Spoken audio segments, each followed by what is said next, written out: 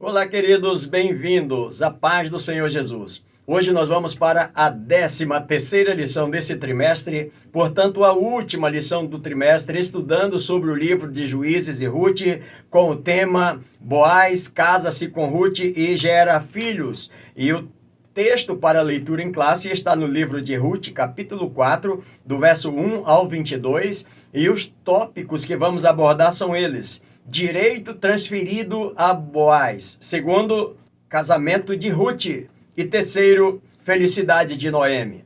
E os objetivos do comentário são os seguintes. Primeiro, conhecer o processo do direito de família do tempo antigo de Israel.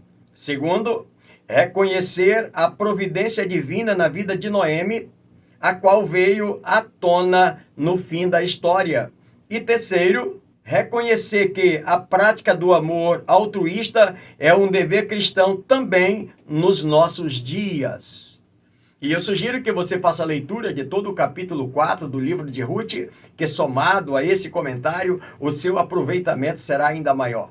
Eu quero agradecer a você que já é inscrito no canal, querido irmão, querida irmã, meu muito obrigado pelo privilégio que você nos dá de juntos anunciarmos a palavra do Senhor. Também para você que ainda não é inscrito e quiser fazer isso agora, se inscrevendo no canal, para que a gente continue avançando e mais vidas sendo alcançadas para o reino de Deus, seja também muito bem-vindo. Não esqueça de deixar o seu like, de fazer o seu comentário. Se quiser nos informar de onde você está nos acompanhando, também fique à vontade, terei prazer de respondê-lo. Vamos ao nosso comentário de hoje. Na introdução, o escritor diz que, de modo empolgante, o escritor do livro de Ruth, ele detalha o processo legal pelo qual Boaz se tornou o legítimo resgatador e casou-se com Ruth, de modo que o filho deles foi o herdeiro de Elimeleque. Elimeleque, que já havia falecido e que parece que tinha sumido da história. Direito transferido a Boaz. Ruth, capítulo 4, verso 1 ao 5. Processo legal, primeiro subtópico, verso 1. O escritor diz que do terreiro da debulha, Boaz sobe à porta da cidade, um ponto de reunião de todas as pessoas, o lugar para comunicar notícias, fazer negócios e administrar a justiça. Um centro de decisão na vida social daquela cidade. Isso está registrado lá no livro de Deuteronômio, capítulo 16. As pessoas então se dirigiam à porta da cidade, porque na porta da cidade era o lugar de entrada e saída das pessoas todos os dias.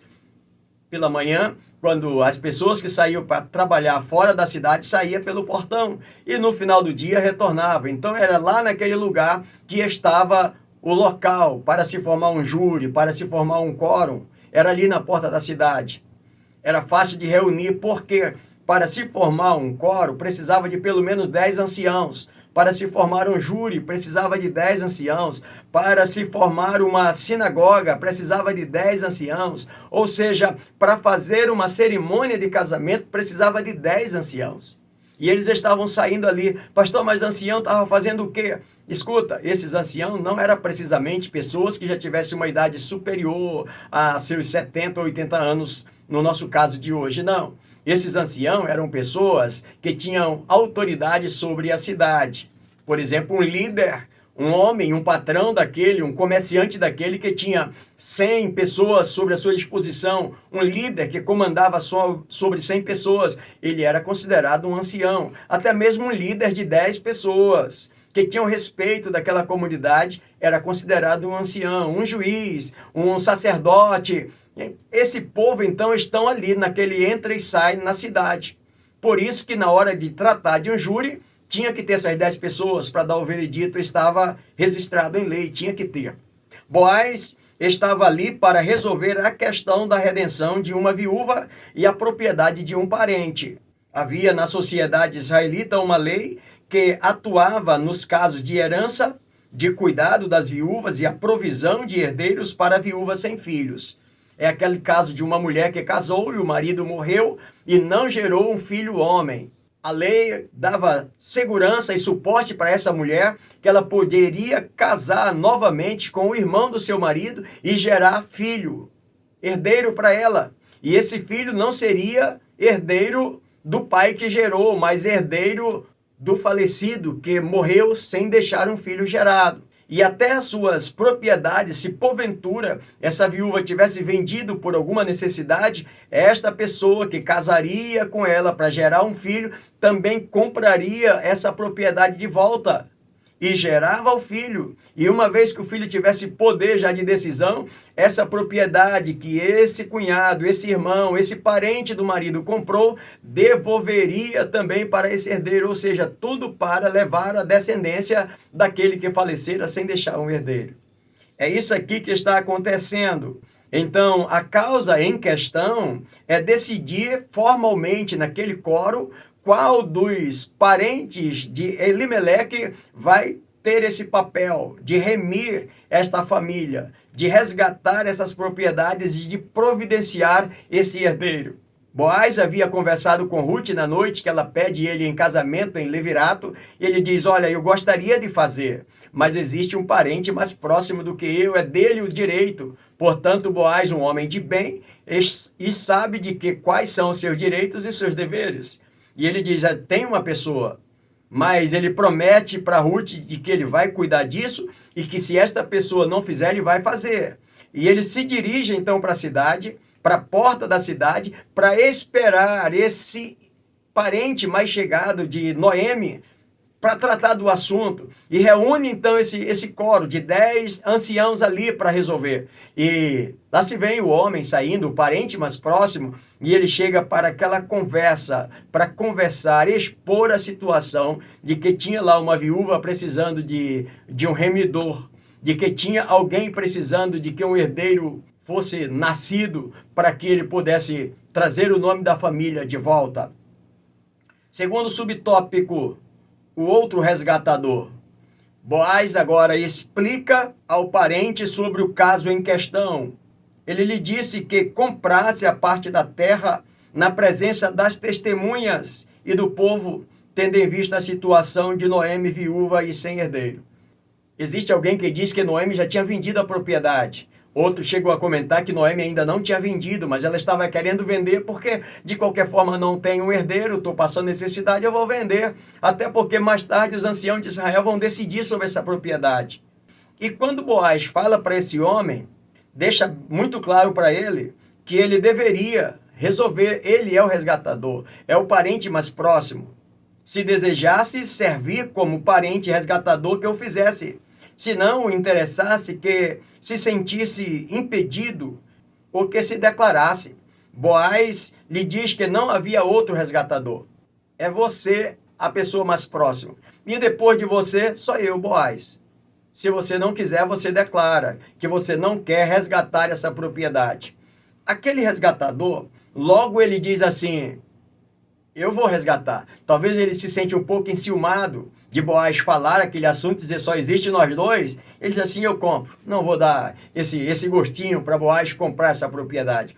Até porque essa pessoa que comprava essa propriedade, mesmo sabendo que vai ser devolvido para o herdeiro depois, mas ele se tornava agora um proprietário administrador, de qualquer forma incorpora aqui o seu capital, o seu negócio, vai movimentar mais. Então, tudo tranquilo. Só que esse parente resgatador não sabia que Boaz tinha uma carta lá na manga, dizendo, ó, tem ainda um outro assunto para você. Qual é o assunto?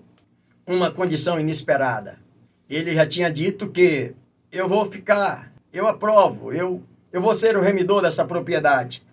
Antes do parente se dirigir às testemunhas e declarar que faria a redenção da propriedade, Boaz explica que o comprador da terra de Noemi também teria de casar-se com Ruth para suscitar o nome do esposo de Noemi que haveria falecido e não tinha deixado um herdeiro vivo, porque os dois filhos, tanto Malom como Quilion, também tinham morrido. E a Noemi estava sem herdeiro para cuidar da herdade. Você vai comprar a propriedade, resgatar, mas você vai gerar também o herdeiro para que esse herdeiro cresça e mais tarde tome conta desse negócio. Não deixe o nome da família morrer. Ao tomar conhecimento dessa obrigação, ele declinou do seu direito em favor de Boaz e justificou que não poderia efetuar o resgate. Ele faz a sua justificativa, eu não posso. Segundo o comentarista, é possível de que ele tinha já sua família, que ele já tinha seus negócios e que ser resgatador da propriedade aumentaria-lhe mais trabalho. Além de mais trabalho, ele teria então agora que cuidar da Noemi, que era uma viúva, tinha que ser amparada pela lei, e também ter que amparar Ruth e gerar a ela um filho e depois trazer problemas administrativos além de toda essa despesa a mais. Por isso ele resolve declinar. Então respondeu a Boaz, dizendo: redime tu o que me cumpria resgatar. Agora Boaz tem a posse do direito de redimir a terra de Elimeleque e casar-se com Ruth, prover um herdeiro para a família de Noemi. Boaz está cumprindo agora a sua palavra que ele dissera lá no capítulo 3, no verso 13, quando conversava ainda com Ruth, dizendo: olha, ele vai fazer, e se ele não fizer, eu o farei, tão certo como vive o Senhor. Pode ficar tranquila, que se ele não te amparar, eu vou te amparar. O resgatador não está aceitando, o resgatador legal, e passa esse direito para Boaz. Segundo tópico, o casamento de Ruth, capítulo 4, verso 7 ao verso 12 do livro. Primeiro subtópico, a transferência do direito, Ruth capítulo 4, verso 8. Disse, pois, o resgatador a Boaz: compra tu, e tirou o calçado. A cerimônia era um antigo costume em Israel. No livro de Deuteronômio, capítulo 25, verso 9, diz que quando isso acontecia, por exemplo, quando uma mulher casa e que o marido morreu sem deixar um herdeiro, ela pedia o seu cunhado, irmão do seu marido, em casamento em levirato. Esse homem que casava com ela em levirato, ele tinha a obrigação de cuidar das suas terras, cuidar da sua propriedade e gerar um filho para aquela viúva. E esse filho não seria o herdeiro do patrimônio daquele homem, mas sim o herdeiro do patrimônio daquele falecido. Ele não seria herdeiro do pai que gerou, mas do falecido marido que morreu sem deixar um herdeiro. Então esse homem, esse cunhado, tinha que fazer esse papel, casar com a viúva, gerar um filho varão e cuidar da sua propriedade até que o filho varão pudesse cuidar, daí a descendência para lá. Ele só tinha mesmo esse papel de cumprir. E segundo o texto, essa cerimônia era feita na presença desses anciãos na porta da cidade. E se esta pessoa negasse de atender esse pedido, essa pessoa tinha que tirar a sandália dos seus pés e entregar nas mãos da pessoa que assumiria esta causa. E se a viúva sentisse-se rejeitada por esse cunhado, ela ainda cuspia na cara dele, no rosto dele.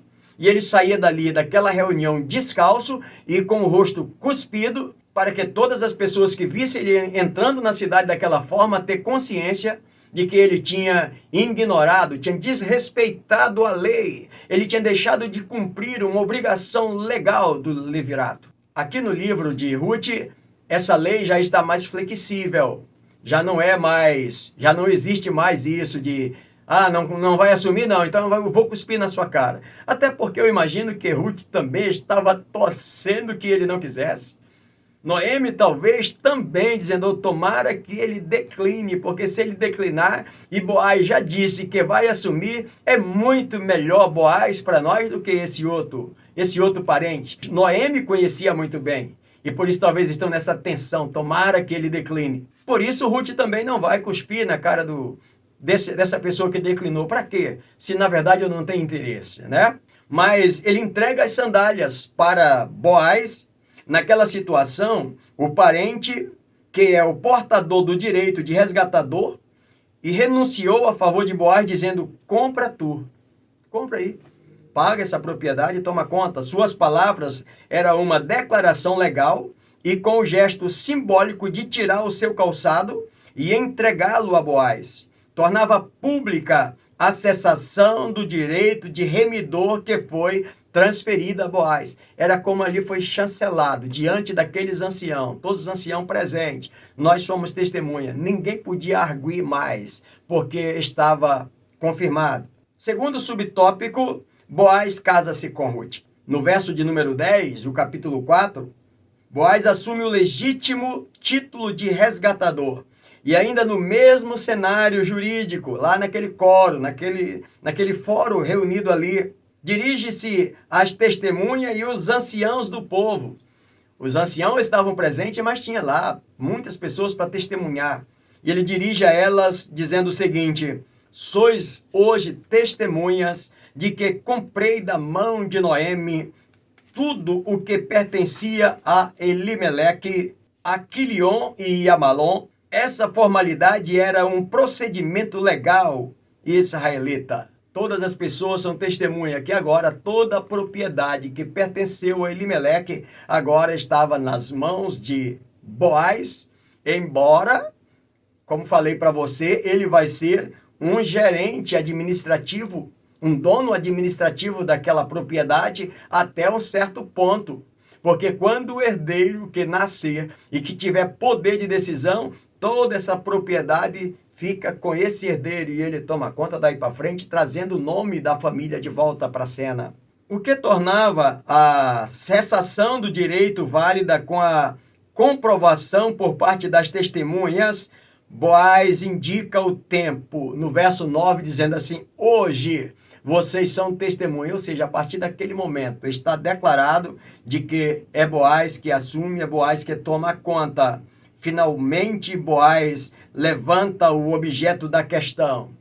Também hoje eu decido tomar por mulher Ruth, a Moabita. Ali tudo nesse coro, tudo é resolvido. E Boaz agora vai casar com Ruth para dar prosseguimento ao plano que está registrado na lei. Assim, o primeiro filho nascido de Ruth e Boaz seria o dono da propriedade da família de Elimeleque e renovaria a esperança de Noemi. Noemi agora com certeza já está alegre, dizendo: opa, minha descendência não vai se perder no espaço. Terceiro subtópico, somos testemunhas. O que é isso? É que os anciãos que estão ali presenciando o fato, no versículo 11 do capítulo 4, a aprovação das testemunhas, as decisões de Boaz legitimava e encerrava a transação. Aqui não precisa mais se discutir, está encerrado, encerrou a reunião e as decisões tomadas e chanceladas por aqueles líderes. Mas a manifestação delas, dessas pessoas, das testemunhas e dos líderes ali, elas foram além, desejando que a bênção de Deus estivesse sobre Boaz e sua esposa. Desejaram que Deus fizesse de Ruth como a Raquel e a Leia, as duas esposas de Jacó, que foram as grandes responsáveis por gerar filhos para Jacó, onde se torna a grande nação de Israel. Esse é o desejo daquelas autoridades, das testemunhas presentes ali. Nesse pedido está implícito que Deus desse fertilidade a Ruth para ser mãe de uma distinta descendência, provendo um herdeiro para Elimeleque e sendo progenitor de uma grande e próspera família em Efrata. Esse desejo aqui, todos eles torcendo diante da cena tão linda, as coisas tão bem organizadas, tão bem arrumadas, sem burlar absolutamente nada, tudo dentro dos conformes, dentro do projeto legal de lei. Então agora o desejo é que Deus te abençoe, Boaz, Deus abençoe você e sua mulher. Para encerrar as manifestações, as testemunhas e os anciãos disseram que o sucesso de Boaz somente seria possível por meio da prole que o Senhor te der desta jovem. Está lá no verso 12. Ao mencionar desta jovem, eles afirmam que os descendentes de Boaz viriam do casamento dele com Ruth. Terceiro tópico, felicidade de Noemi. Capítulo 4, verso 13 ao 17. Primeiro subtópico, no verso 13, a concepção de Ruth. O texto diz assim: assim tomou Boaz a Ruth, e ela passou a ser sua mulher, coabitou com ela, e o Senhor lhe concedeu que concebesse e teve um filho. Aqui, meus irmãos, agora nós podemos dizer, Ruth é mulher legítima de Boaz, Boaz agora coabita com ela, O Senhor abençoa esse gesto, esse ato. Ruth concebe e gera um filho. Depois desse ocorrido na porta da cidade, o escritor agora ele economiza suas palavras e simplesmente diz que Boaz e Ruth se casaram e destacou que o Senhor lhe concedeu que concebesse. É o que diz o verso. Na sociedade bilamita, Ruth começou como uma serva, lá naquela comunidade. Lembra a primeira vez que ela conversa com Boaz? Que Boaz lhe facilita ela respigar ali no meio daqueles seus colaboradores, daqueles seus criados, daqueles seus servos, e que ele facilita tudo para ela. Ela diz, como é que o Senhor pode facilitar tanto a mim, uma serva, além de tudo estrangeira? Ali ela está para baixo, porque está chegando, pedindo a Deus que pelo menos Deus dê o direito de sobreviver naquele lugar. Ela começa como serva. Agora, já no casamento, as pessoas já tratam como a jovem. Deus te abençoe com essa jovem, que te gere filhos. E no verso de número 13, já encontramos agora, ela passa a tomar a posição de esposa de Boaz, resultando assim naquilo que Noemi tanto desejou desde o início, lá no capítulo 1, no verso 9, quando ainda em Moabe, Noemi diz para Ruth, Ruth, minha filha, fica aqui em Moabe, casa com um homem daqui de Moabe, volta para a casa de teus pais. Eu oro a Deus para que tu tenha um bom casamento, para que tu gere filhos, para que tu tenha um lar, uma família. E aqui vai ser mais fácil na casa dos teus pais.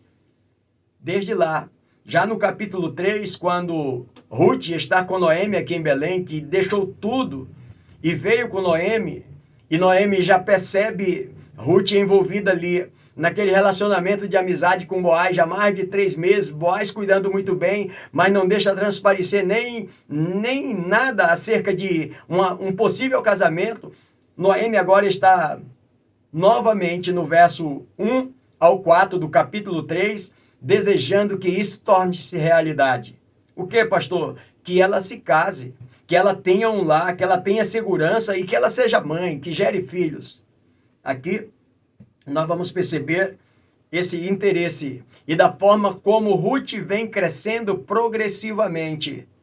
Né, meus irmãos? Sendo fiel, sendo obediente, temente a Deus, porque aqui Ruth já não é mais uma moabita envolvida com os deuses de Moabe, mas uma moabita envolvida com o Deus de Israel, temendo ao Deus de Israel e envolvida com o povo de Israel. Então, o seu crescimento vem progressivo. Aqui ela alcança o lugar de destaque que tanto Noemi estava sonhando. As mulheres da cidade, no verso 19 do capítulo 1, de novo elas fazem uma referência, elas marcam presença ali. Lá no capítulo 19, elas chegaram para chamar Ruth de bem-aventurada. Ô Ruth, bem-vinda entre nós. E Ruth, naquele momento de tanta angústia, de tanta amargura, até pede, não me chame mais de Ruth, me chame de Mara, porque eu estou aqui num estado de muita amargura. Mas essas mulheres vêm agora, elas abençoaram o menino, desejando que ele fosse afamado. Está no verso 14 do capítulo 4. Como os anciãos desejaram a Boaz, que está no verso 11. Os anciãos desejaram, olha, que o Senhor te abençoe, que você seja grandemente abençoado com esta jovem, com a tua esposa. Então, essa celebração contribuiu para concluir com alegria a história de Noemi, que no início era de desolação e vazio. Agora, reflete a concretização ao ter em seus braços e colo cheio de esperança ou da esperança desejada. Agora Ruth estar aqui com o seu filho, colocando nos braços e no colo de sua sogra, Noemi, sogra ainda lá atrás, né? E a felicidade de Noemi, porque Ruth tinha trabalhado e desejado, vivido essa fidelidade, e Noemi tem certeza que o que está acontecendo agora é que a sua descendência, ou seu resgatador, está trazendo de volta o nome da sua família para estar novamente no clã, ali na cidade de Belém.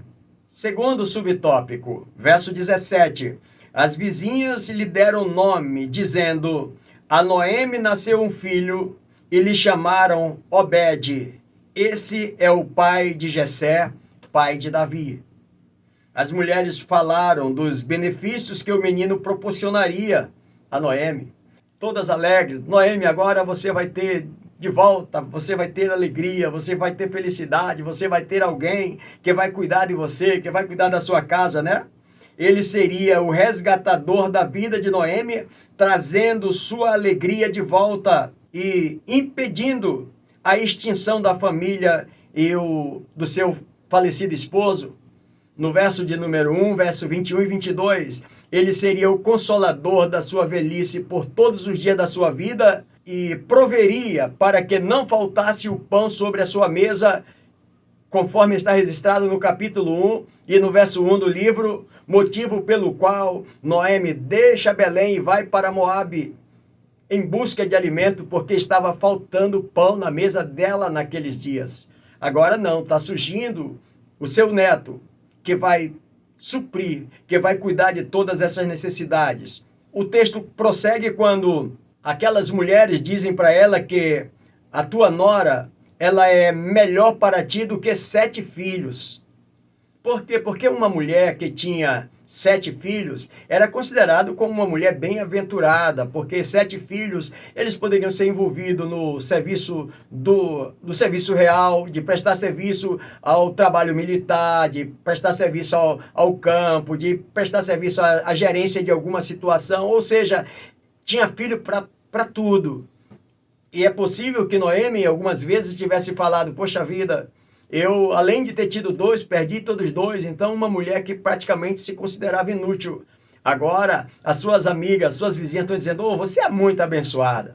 Você tem uma nora que é melhor para você do que 7 filhos, porque o que ela está fazendo, poderia ela continuar sendo agora nora da mãe de Boaz, mas elas continuam trazendo esse título, esse nome, esse reconhecimento para ela. Parece estranho, né? Ruth ser tratada de nora de Noemi, agora casada com Boaz. Isso demonstra que Ruth e Noemi mantinham um relacionamento mútuo de respeito e amabilidade, mas a condição é mantida por causa do resgate. Lembra que quando Boaz resgata Ruth, na verdade não era para resgatar Ruth, era para resgatar Noemi. Ele está resgatando a propriedade de Noemi casando com Ruth. Como é que é isso, pastor? Como é que fica então?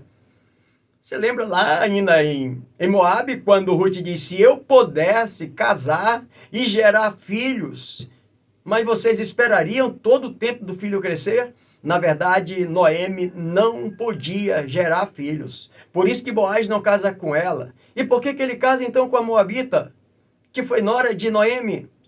Porque aqui, lembra que eu falei para você que a lei já estava mais flexível? Pois então, a lei já estava mais flexível e era possível, então, pegar essa nora, assumir o papel da sogra, de maneira que trouxesse, sim, de volta o nome da família.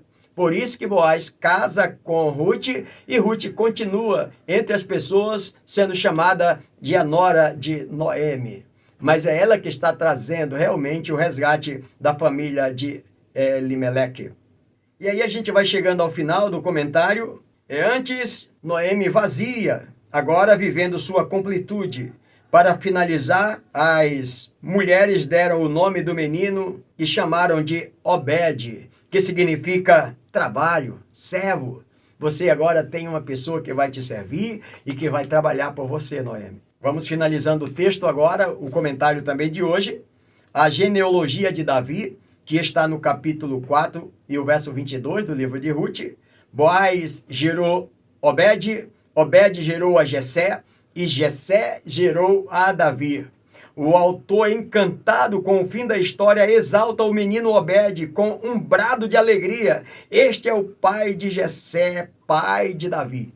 Por que o autor faz isso? É porque, na verdade, o autor ele está referindo-se de que Davi ele vem da descendência de Judá, da onde vai surgir, da onde vai nascer o nosso Salvador Jesus Cristo, para resgatar a humanidade. Boaz é um tipo.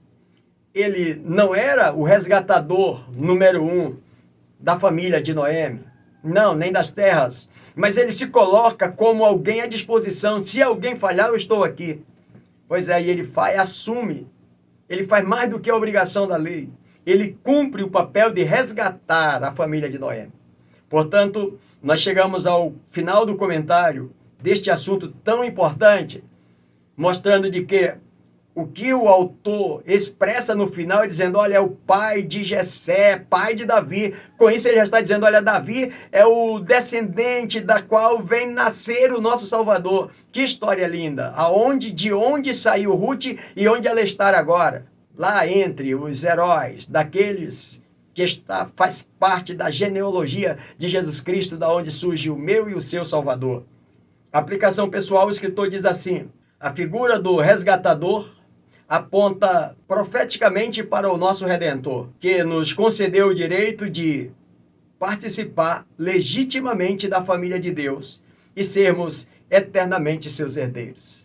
Foi através de Cristo Jesus que eu e você somos herdeiros de Cristo Jesus, o nosso Senhor, através do sacrifício dele na cruz do Calvário por mim e por você. Ele, um descendente de lá, da tribo de Davi, da tribo de Judá. Eu quero encerrar o comentário de hoje fazendo alguns agradecimentos. Primeiro, agradecer a Deus pelo privilégio que Ele nos deu de, durante esses 3 meses, 13 lindas lições, poder compartilhar com você, querido colega, pastor, você, querido companheiro, colega, líder da EBD, você, professor da EBD, que tivemos a oportunidade de juntos, quem sabe, trocar as nossas experiências aqui comentando sobre esse assunto tão importante. Mas fica o nosso agradecimento aqui aos editores desse comentário, porque eles foram os inspirados por Deus para nos trazer o comentário para junto compartilharmos, que é o Edivaldo Nascimento, ele que é um professor nas matérias de escatologia e homilética, que comentou sobre o livro de Juízes. Mas também a Berenice Araújo, que é professora, formada também em teologia, filosofia, pedagogia, e ela trabalha muito na preparação dos professores para a Escola Bíblica Dominical, juntamente com toda a equipe editorial, que eu sei que é trabalhoso, não conseguiriam fazer se não tivesse uma equipe. Eu quero agradecer a todos vocês, mas também deixo o meu agradecimento aqui ao nosso editor, ao Akel Correia, que nos ajuda para que esse vídeo chegue até você. Agradecer a minha esposa, Carla Freitas, que também nos ajuda a fazer com que esse vídeo chegue até você para lhe ajudar aí na sua classe da EBD. Agradecer muito ao meu pastor, presidente da minha igreja, pastor Jonatas Câmara, e agradecer a todos vocês, meus colegas, meus companheiros, a igreja da qual o Senhor nos deu o privilégio de poder estar cuidando aqui no bairro de Redenção, na cidade de Manaus. A todos vocês, meu muito obrigado. Nós estamos nos despedindo do trimestre, mas logo está chegando para nós o próximo trimestre, onde vamos estudar sobre a primeira carta de Paulo aos Coríntios. Você não pode perder, vai ser um trimestre também abençoado e abençoador para todos nós. Deus te abençoe e até a próxima oportunidade. Espero poder ter contribuído com você mais uma vez e que Deus nos abençoe e até lá, se Deus assim nos permitir.